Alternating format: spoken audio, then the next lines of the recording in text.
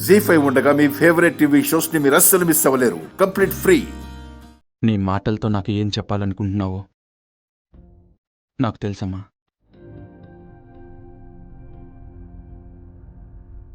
ఈశ్వరిని నీకు కోడలిగా తెచ్చుకోవాలనే ఆరాటం నీకున్నా, నాకు భార్యగా రావాలనే ఆలోచన ఈశ్వర్కి లేదు. అందువల్ల నువ్విలా ఎంత ఆలోచించినా ప్రయోజనం ఉండదు. ఈశ్వరి మనసులో ఆలోచన లేదని నువ్వనుకుంటే సరిపోతుందా? అది అనుకోవడం కాదు, అదే నిజం. కొన్ని నిజాల్ని ఎంత దాచుదామన్నా దాచలేము, ఎంత ఆపుదామన్నా ఆపలేము. కొన్ని పరిస్థితులు పనిగట్టుకొని మరీ ఆ నిజాలని మన కళ్లకు కనపడేలా చేస్తాయిరా.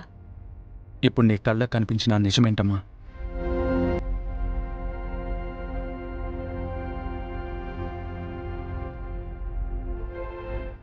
ఇది చూడు, నీకే అర్థమవుతుంది.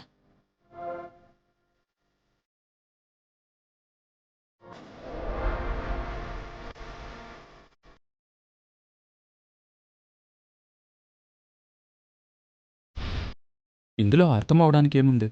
అర్థం అవ్వాలి అంటే ఈశ్వరి అరచేతిని జూమ్ చేసి చూడు.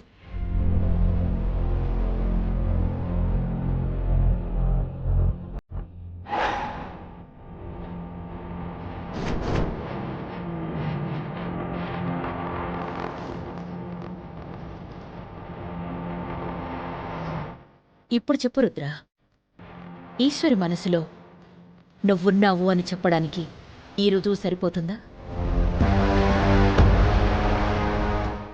నీకు భార్యగా వస్తే బాగుండు అనే ఆలోచన ఈశ్వరికి కూడా ఉందని ఇప్పుడు నువ్వు కూడా నమ్ముతావా?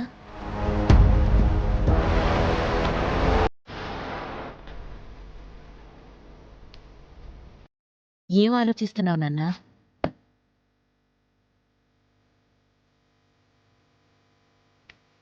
ఈశ్వరి చేతిలో నా పేరు రాయించుకుందా? అవును, రేపు మరొకరి చేయి పట్టే అమ్మాయి తన చేతిలో నీ పేరు రాయించుకుంది అంటే ఏంటర్థం?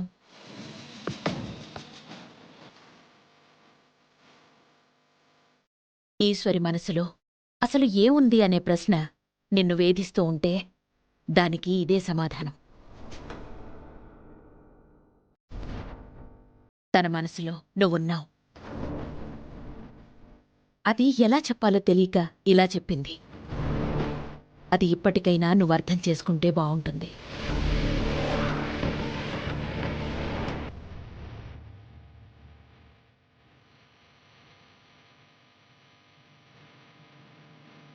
ఏం ఆలోచిస్తున్నావు నాన్నా?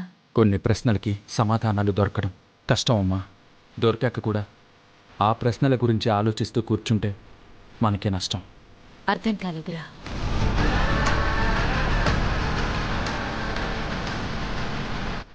రుద్ర,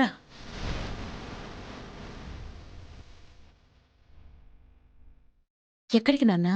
సమాధానం దొరికింది కదమ్మా, ఆ సమాధానంతో ఒక సమస్య తీర్చడానికి.